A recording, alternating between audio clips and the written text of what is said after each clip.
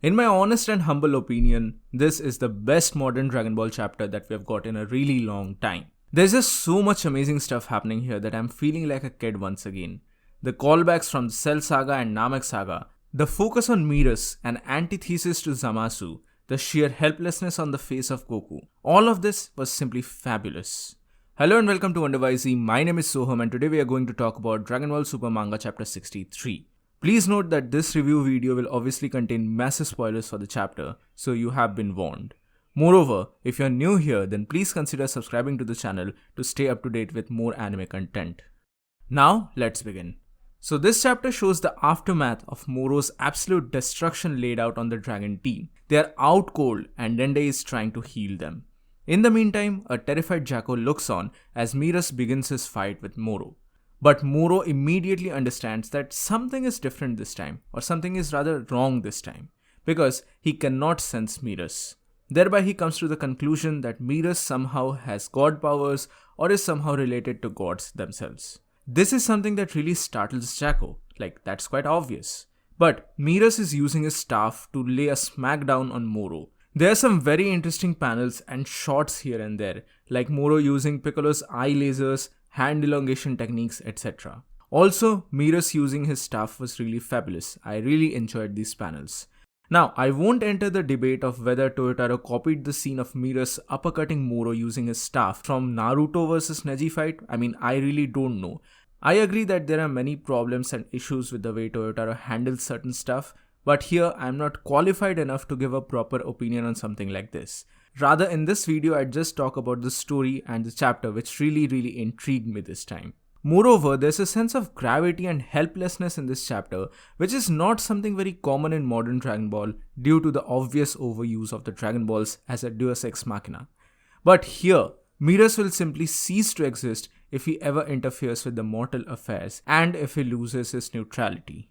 This is a very interesting concept, and in a way, and this is simply my personal opinion, but the story of Merus is the entire opposite of Zamasu to some extent. This is something that even Merus admits himself later on in the chapter when he reveals his true motivations. But in the meantime, Goku has been somewhat healed by Dende, although he still has the scar on his chest where Moro impaled him. Please Toyotaro, please do not forget this scar. Please make this a permanent scar on Goku because it looks really amazing for me. But when Goku wakes up, he is immediately startled to learn that Merus is fighting Moro. This is really bad and Goku knows that the situation is terrible because Merus will simply cease to exist if he ever loses his neutrality and takes a particular side. Goku is desperate to stop this situation and he rushes back to the battlefield. Goku activates Ultra Instinct Sign, and yeah, I'll call it Sign, not Autonomous Ultra Instinct. Autonomous sounds incredibly dumb in my opinion. But anyway, even in this form, Goku is quickly taken down by Moro. Moro is like an absolute beast at this point. And not only that, he now wants to achieve the angel powers of Merus as well. Now, in the midst of all this, Beerus and Whis also arrive on Earth.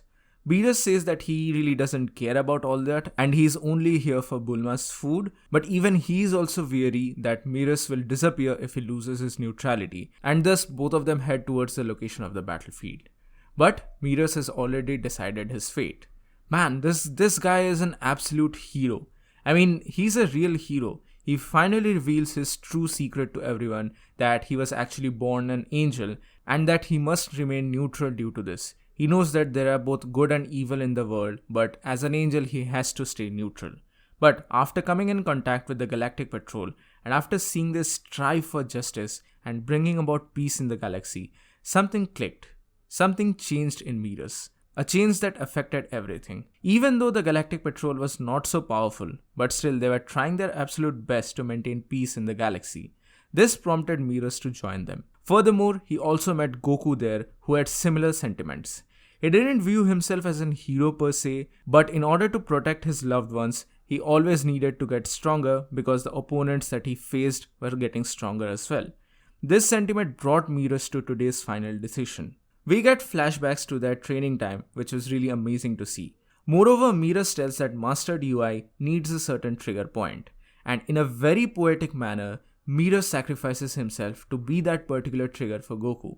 Merus also reveals in his last moments that if Goku manages to master Ultra Instinct, then he would be strong enough to take on Moro and any other future villains. So that is why Merus is doing something like this. Merus also destroys Moro's absorbing crystals so that he cannot cause any more trouble, and in doing so, Merus directly breaks the Angel Law. He starts to fade away. Jacko is absolutely confused. He has no idea what the hell is happening around him. Goku feels terrible. The situation is grim and out of his control. And honestly, this panel of a helpless Goku looking forward as Merus ceases to exist was kinda gut-wrenching, to be honest. Obviously, there will be memes associated with it, like the Mr. Stark meme, which we all know about. The Mr. Stark I don't want to go meme from Infinity War and all. So that's a given thing. But either way, this was really amazing to see. This was something very poetic, and we haven't seen this kind of a reaction from Goku in a very, very long time. It takes obvious cues from Android 16's death in Cell Saga, and of course the Thanos snap. But in the end, Goku is simply devastated. He doesn't know what to do now. He's just standing there looking down, similar to the Namek Saga scene when Frieza killed Krillin. The last panel is simply amazing. Although the emotions are not shown to the reader yet, we don't know if Goku is sad or angry or if he has attained the Zen state where emotions doesn't affect him anymore. Although I really disagree with that. I feel that an entire Zen state would go against everything that Dragon Ball stands for. Emotions are a very essential part of Dragon Ball, but we'll have to wait for the next chapter to see what happens then. But either way, this was definitely the trigger that was needed here. And I wonder if we'll see an angrier version of UI coming out next month. Will Goku's bloodlust finally come out, or the power will manifest in some other way? Because there are many spectrums of power that we really don't know much about.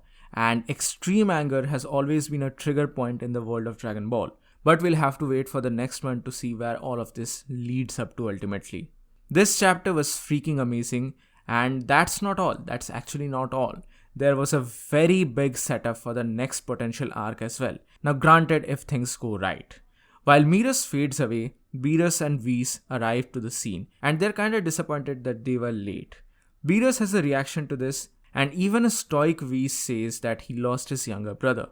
But even more than that, one particular line that caught my attention, and that was when Beerus says that if anything happens to Merus, then Beerus himself will have to be answerable to the Grand Priest. Now you guys are quite smart enough, and you are probably able to understand where I'm trying to lead with all of this. Either way, I'll make a separate video altogether where I discuss the possibility of something like this happening. So that's it for today, guys. Thank you so much for watching. What are your thoughts about this particular chapter? Please mention them in the comment section below. Give this video a thumbs up if you liked it, share it with your friends, and subscribe to the channel for more. This is Wonder WhyZ, and I'll see you soon in the next video.